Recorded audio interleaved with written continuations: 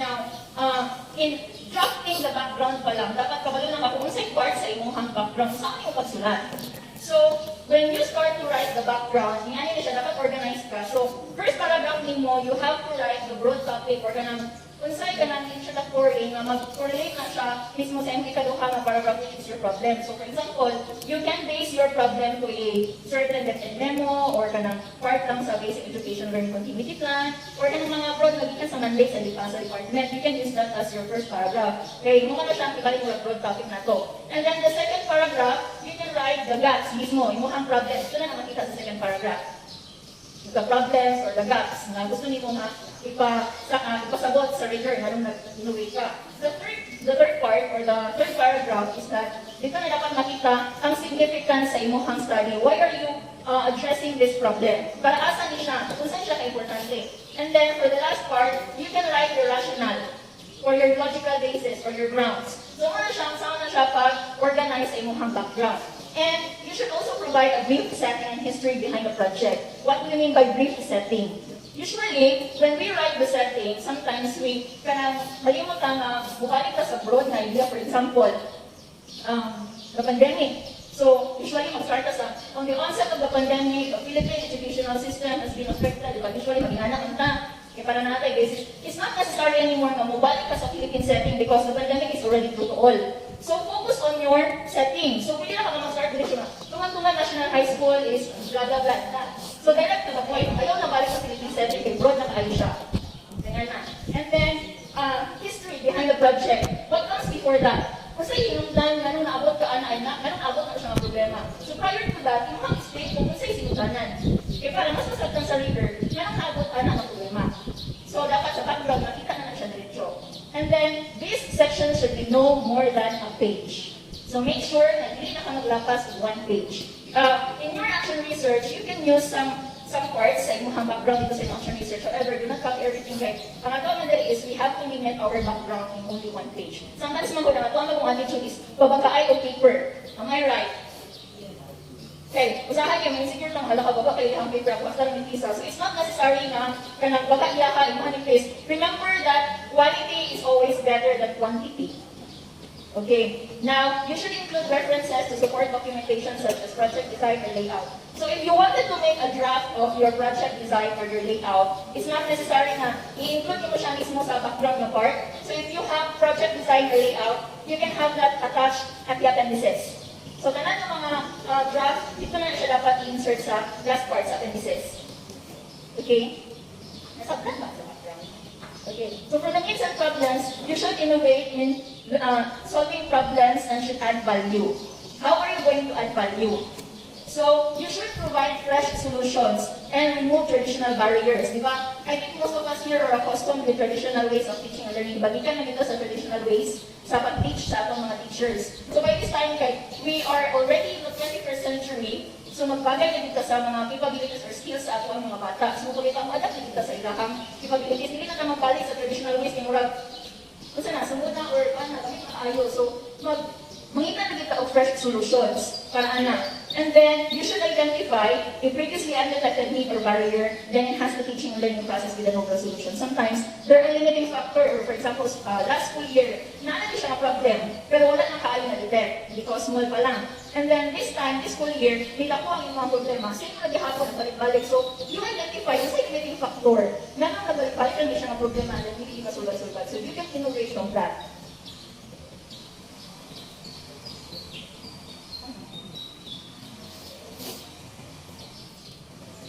So you introduce new possibilities, again, to enhance the teaching and learning process. So you provide new, more efficient opportunities for obtaining results. I think balik maghapon ka sa kung saan bagay para sa ato ang mga bata. Na new, and then you provide new opportunities or possibilities para sa ilaha. And then allow the education system to adjust to new avenues. I think, hindi na siya ko, mostly yun, our students are already technologically inclined. So I think, mas bagay sa ilaha ang katong mga solutions na kanang technology, gagamit of technology, and so on, na para nagtapos sila. Then, for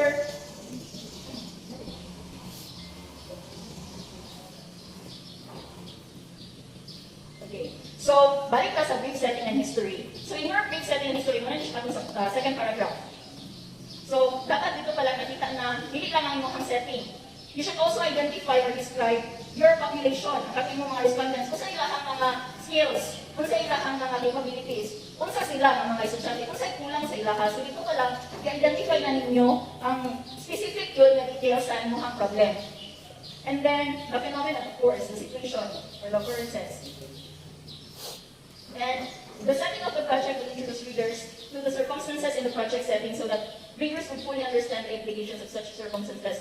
So dapat, ang sa imuhang setting, imuhang na-describe, ang imuhang setting, kung sa'y kulang mismo, for example, sa dili sa tuntungan, kung sa'y kulang dili nga nung iabot na ng problem. Ano? So, muna siya ang background sample. So, this is just one of the 5 innovations na na-approve sa division coming from Lourdes Integrated School. So, yung lang brief lang ang iyahang background but comprehensive. Masabtan diretsyo. So, kita ko na ba?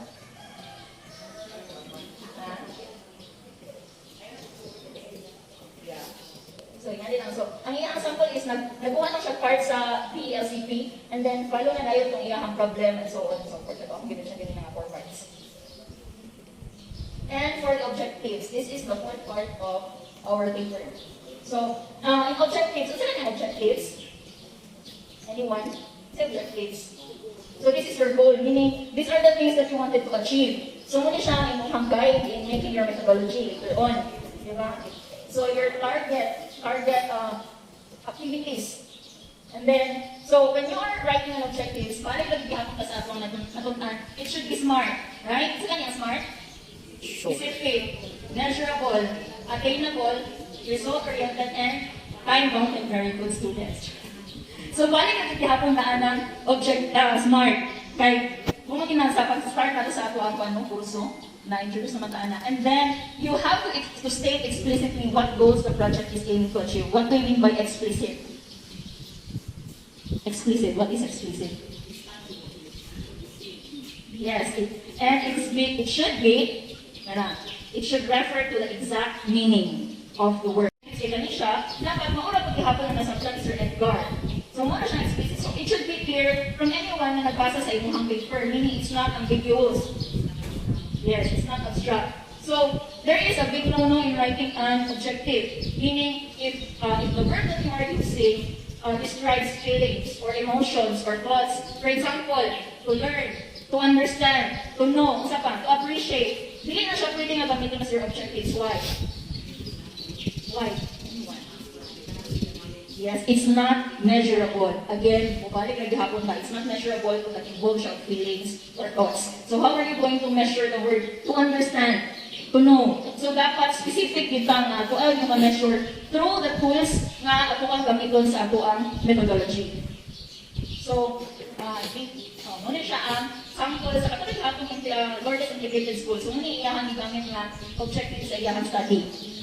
So, you have to increase learner status in ILMP, provide from assistance, and increase learners' academic performance. So, specify na ilang objectives. So, para sa ato ang workshop editan, kung mga nagkuhan na, anyone who can give me an example of an objective. So, I think naguhan na kawin mo ang innovation. Ano sa iyong mga example sa iyong objective, sir? Kaya siya.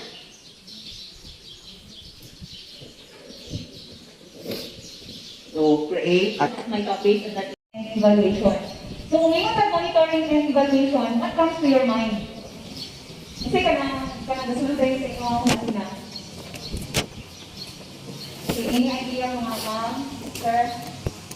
So, pag ngayon taog monitoring, saan na siya? And evaluation. Okay, to check, to validate, okay, monitoring and evaluation, they see the progress monitoring. So there is tracking or progress going on. So kaganihan, kung ako ang mga kauban, diba, they already discussed the steps. So nakadot na dun sa step 7. So meaning, nagdipugdan na program, activity, and innovation. So nagdibuhat, muna na si monitoring and evaluation. Okay, monitoring and innovation describe how progress will be evaluated throughout and at the end of the project. So atong inyong gihimo, i-monitor na siya whether it is good. And then validate na siya kung okay ba siya sa inyong gamit na innovation. Kung okay ba siya. So once it is okay, then the evaluation will take its place. So maabot na rin yung evaluation. Kaya siya nga dahil ang judge, kung wala siya is already hit its objective. So collect information that enables the proponents to measure and track progress, impact, and define ways to improve the project. So si monitoring and evaluation, ang iyang role ana, siya ang ma-validate sa inyong trabaho. Kung mahit ba ninyo ang inyong objective or ang inyong goal. Okay, so there is an example. So nasa example. So kami siyang innovation project. So, si proponent, ligamit siya o last. Kasi ang last, learning activity sheet to improve performance in math. So kami siya, example rin siya. So, si proponent, muli matulad ang iyang gigamit. So kami task, okay, sa task is yung pre-implementation. So magpuna si preparation of the proposal. So, isa man, ang aghimo sa proposal. Isa mag-prepare. Okay, ang person involved or ang person na responsible is the researcher. Okay, siya ang mag-prepare. So, pwede sa niya ika-approve. Okay, sa evaluation tool or MOV, it should be approved by proposal. So, na-approve iya ang proposal. So, kinsa man ang mag-approve sa inyong proposal. So, for example, diri sa school, kinsa mag-approve? Kaya ang inyong principal. Okay, guys, i-approve naman siya. Then, of course, sa inyong mag-check sa inyong proposal, sa inyong mag-present, dapat, ready na po rin ang inyong gamiton na tool. So, muna siya i-prepare and poster, i-prepare ni researcher. Then, preparation also of the learning activity sheet na gamiton gihapon ni researcher or ni proponent. So, dili sa ihanag na example, tuman ang iyang pagkandak sa iyahang last or activity sheet. Okay, ganun tuman man siya. Kaya longer na inyong pagkandak sa inyong tool, sa inyong pag-monitor, mas kada ang iyang result compared dito sa dinalian na pagkandak. So, di ba kung one day lang ako ihatag ang test, di ba na nato-show nga, ngayon nga, nakabreak na ng batara, oy. Di ba? Sa isa lang makahatag na test, di ka makahatag ng judgment na, ay, okay siya. Kaya sa lugar ang next, so kailangan, maghatag ka kung taas na time. So, the longer the time, much better ang iyahang result. Then, the validation of the pre-test and post-test. And of course, the learning activity sheet, then i-validate niya siya ni master teacher or ni supervisor. So, dito sa validation, dapat utama na siya of remarks.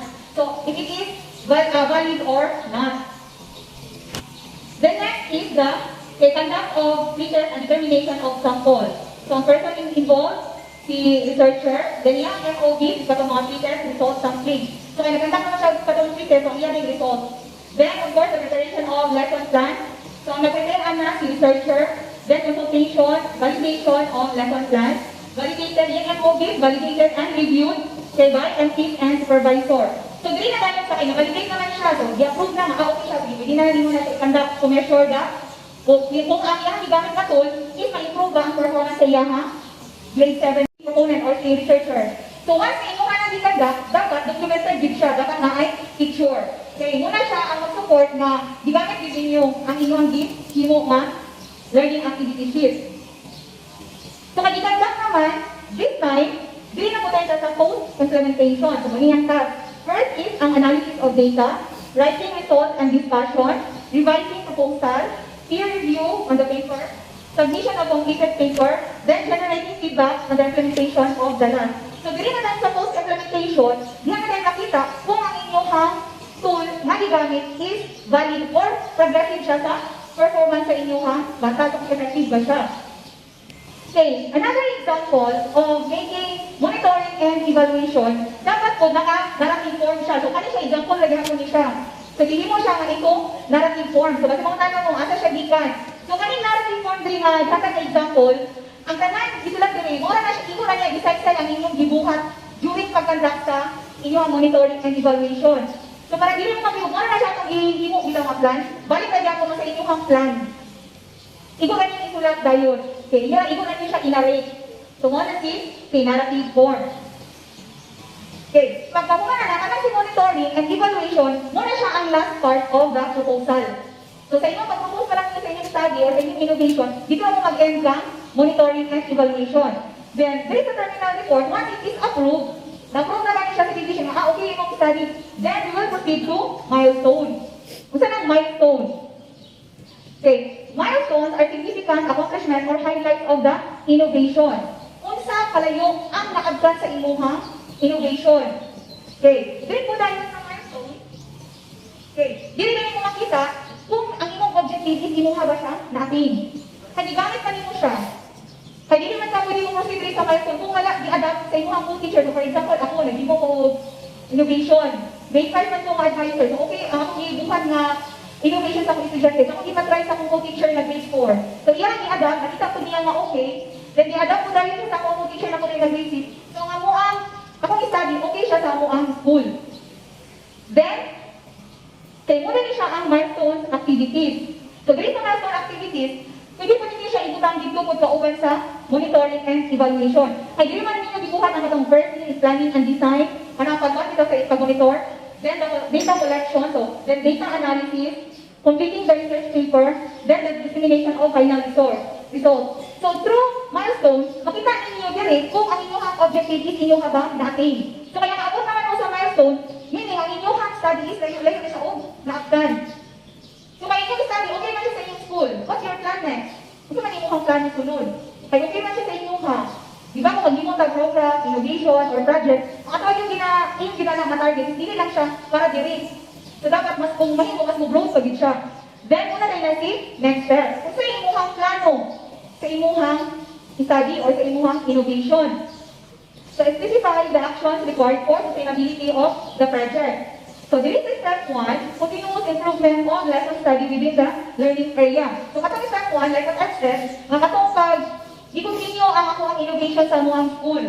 So, kay okay man siya, nakita ko na isang school head na okay siya, so this school head, iyan i-suggest na, sir, bakit pwede po niyo siya tapikas na school? So, for example, sa mga kay small school man niya sa Sinalayan, so pwede naman ipa-adapt among study dito po sa Malingon. Kaya kaya naman siya small school, so kung okay po na siya sa Malingon, muna ka na siya ang step 2, meaning itakot na ang ako ang study lesson study will be implemented to other science, technology, engineering, and mathematics. So, kanina siya, example na niya siya.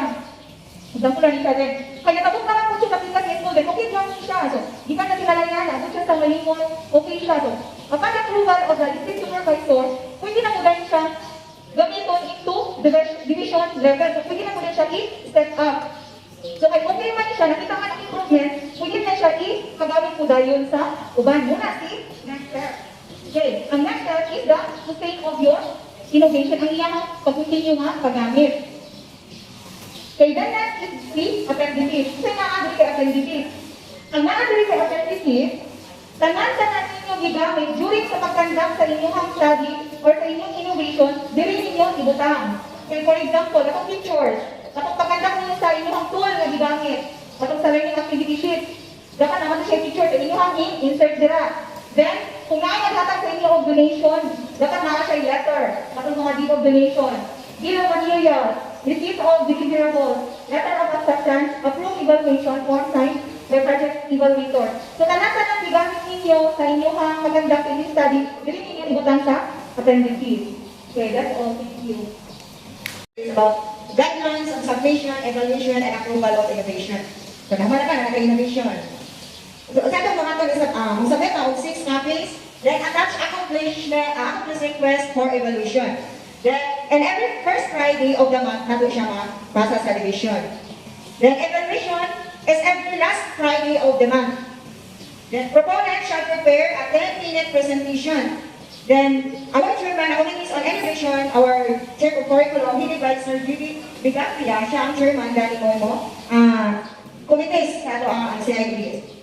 Then, next is, committees on innovation sa SGOD, sa management and school kung study. Then, si headed by Esther Tabanyag, siya ang chairman ani.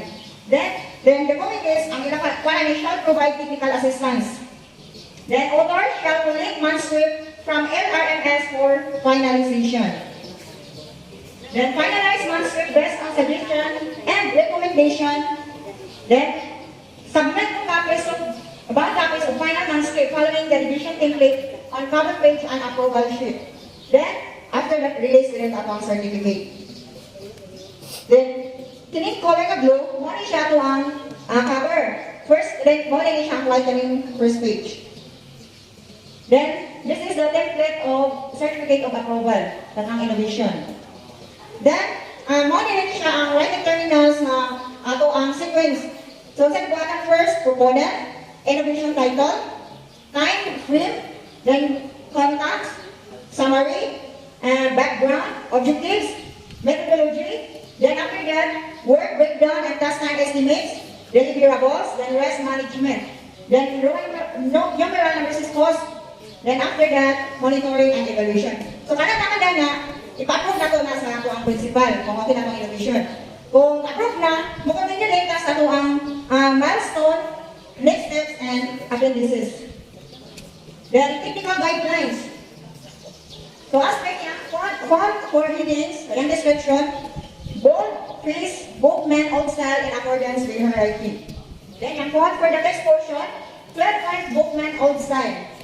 Then margin C on standard at least 1 inch, 1 column. Then paragraphing, and then take paragraphs, no line skip between paragraphs and section, they justify. Justify the page number, bottom center. Then ang paper na ito daw gamiton is oval paper A4. Spacing 1.5. Then I will show you the roster division list of elevators na finally sila ma-approve na sa division. Then service number, innovation 22, that's their 1 kanang 1, muna siya ang unang na-approbahan sa division. Muli ang title, then the authors, then school coming from Katugbalan National High School, then approved so February 22, 2022. Then the next one is, so service number, so innovation 22, so muli sa number 2 then, from Sobot Integrated School, Yapo February 22, 2022, Pagula. Ang ikatulo din, bilis na, wow, upat sila others ani, sa ikatulo. Balik siya National High School, so date up March 22, 2022. So ikapat din, so another, innovators and approved from Lourdes Integrated School. Then they approved March 22, 2022.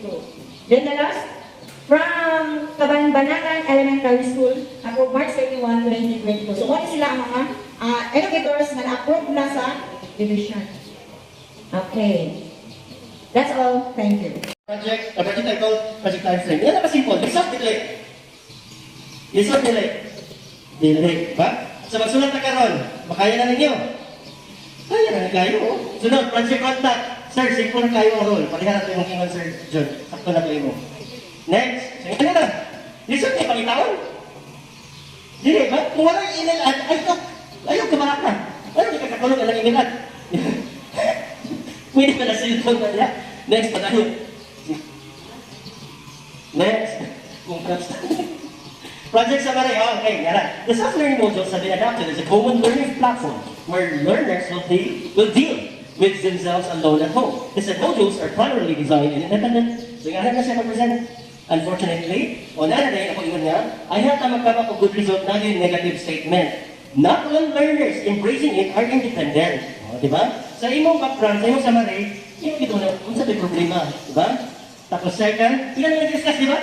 Nga nang naghimong ani, kahit not all learners embracing the module. Di ba? Tapos, struggling learners, kung saan na nakitabo, kung saan na yung sitwasyon. Struggling learners need another instruction to help them ease their difficulties. Second, not all parents have adequate education to be of help to the learners. So, muna yung sitwasyon, i-discuss na nyo. Di ba? So, kung sa mga problema niya nga, lagi mga absent, i-discuss na nyo. Second, may mag-absent. Kung absenteeism yung problem. Padayon na ma'am. Palihot. Project background. Teacher AI man niya, is a plug and play can, kung saan na yung project, isulat mo, dito na ka. Wala na yung pagihang ating mga quotation. Wala yung quotation dito ha. Dito sa lima. Short dito.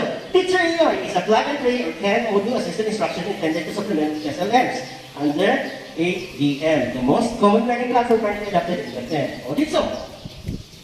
Ayan na yung pasikot dito. The project recognizes that not all learners are independent. Di ba? That statement ay natin doon ni Marek. Wala mong ginagihapon ang background, ang summary naman to, pero ang background, ang start na dito discuss. Next, tayo ma'am. Reading instructions in the modules may not be enough to learners, so it is best delivered side by side with audio instruction. Next, tayo ma'am. Yan na-discuss. Natin kayo, ano yung project layout? What's it ma'am? Wala siya theoretical framework ba? Pero, very layman's term. Bantay mo? Kaya pinaka-basic lang naman sa teacher AI, ang instructions isunod sa USB. Isunod na yun sa Bluetooth speaker. Ba? So, kung pwede ko ka, naminaw na rin ang bata na rin. Ayaw ko tayong picture ha. Kaya mag-present, ikaw na bawal pinag-picture sa tao. Kasi kabantay mo mag-present ang atong mga presenters, mga cartoons, caricatures. Okay. Depende ka sa imo ha. Kung imong plano kung saan imo pag-implement sa mga innovation. Mo kung imo direct project, layout or design. Sige, saka naman. Next. Project objectives. Oh, stop. Si project objectives, dali ra. Okay? Pero kung ako kaya kani, tinagsaw yun ako. Supplement, pila ka module? 100 modules. Pinaanak na ko ha. Pili ka man sa akin, yan na ni, dawa ko na magpunin nila. But it is very good also to specify. Diba? Kung pila ka po, kanus na sa imong objectives pa lang. Ang imong objective should be smart. Number 2, support struggling leaders. Oh, pwede po kami nga, support pila ka leaders. Sa tungan-tungan, grade 7 ba? Support the 27, pila ka buok. Isunod naman din ha. A party opinion on learning independent. Tapos project methodology sa kamang. Pwede na po din nga nila ha. Wala na yung mga numbers. Pero kung wapugin kung may numbers ka. Kaya naay panelist pag-abot sa magparangka, pila man kabata dahil naka-benepisyon na. Kung ano, kabalo na ito, nag-isipin ito kabata ko. The project is about developing audio instructions from script writing side by side. Kaya wala na. Next, breakdown of project deliverables, templates, project cost. Sige, panayin mo. Monitoring evaluation. Yan ang simple. Monitoring evaluation. Oh. Sa yung sa ito, hilig lang nyo hilaptan ang template sa milestone. Balik na sa milestone, ganila. Ayaw siya hilagti ang dininga side. Balik ko pa siyang ma'am. But before, Ma'am Ferry is showing it, I would like to remind everyone. Dining.